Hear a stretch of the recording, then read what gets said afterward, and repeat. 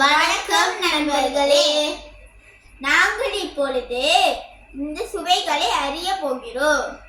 வாருங்கள், என்னையும் என் தம்பியையும் அறிமுகம் செய்கிறோம். என் பெயர் சாஷாயின்றன்.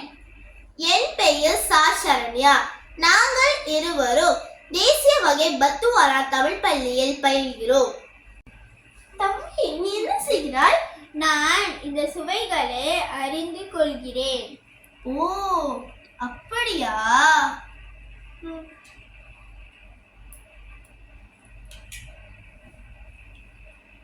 என்னக்கா இது கரிக்கிறது?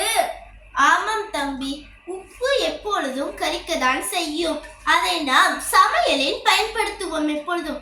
ஆனால் இதை நாம் அதிகம் எடுத்துக்கொண்டால் ரத்த அழுத்தம் ஏற்படும்.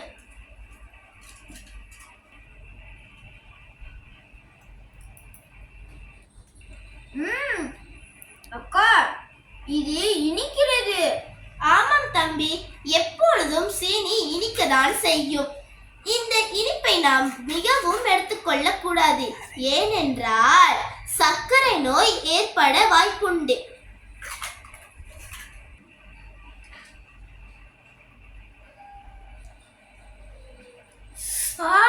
அக்கா, இது உரைக்கிறதுக்கா? ஆமாம் தம்பி, பெரும்பாலும் மிளகாய் உரைக்கத்தான் செய்யும். அதை சிறுவர்கள் எடுக்கக்கூடாது, சாப்பிடவும் கூடாது. இதை சமையலுக்கு பயன்படுத்துவோம். வயிற்று புண்ணும் ஏற்பட வாய்ப்புண்டு.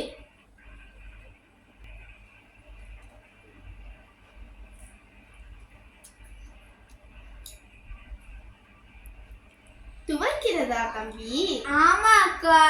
ஆமாம், பெரும்பாலும் நெல்லிக்காய் துவர்ப்பு ஏற்பட வாய்ப்புண்டு. ஏனென்றால் நாம் நெல்லிக்காவை சாப்பிட்டால் இரத்தத்தை சுத்தமாக வைத்துக் கொள்ளும்.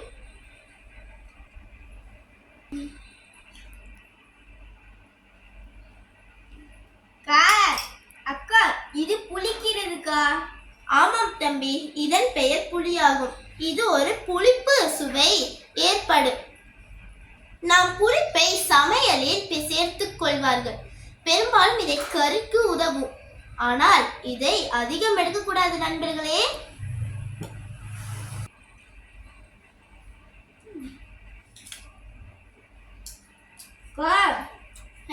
சுவையாக இருக்கிறது.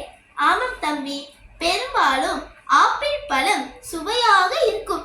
ஏனென்றால் இனிப்பு வகை சேர்ந்தது அல்லவா. இந்த ஆப்பிளின் சத்து நார்ச்சத்து அல்லது உயிர் சத்து ஆகும். பழங்களையும் காய்கறிகளையும் உண்ண வேண்டும். கண்டிப்பாக பழங்களையும் காய்கறியும் உண்ண வேண்டும் நண்பர்களே. ஏனென்றால் நாம் அன்றாட வாழ்க்கை நடைமுறைக்கு பழங்களையும் காய்கறியும் சாப்பிடுவதால் நம் உடல் ஆரோக்கியத்தையும் உடல் பலத்தையும் பெறுகிறோம். நலமாக வாழவும் முடிகிறது. இவை அனைத்தும் சுவைப்பதற்கு என்ன ஐம்புலை பயன்படுத்துகிறோம் என்று உனக்கு தெரியுமா தம்பி? தெரியும் அக்கா. நாக்குதானே.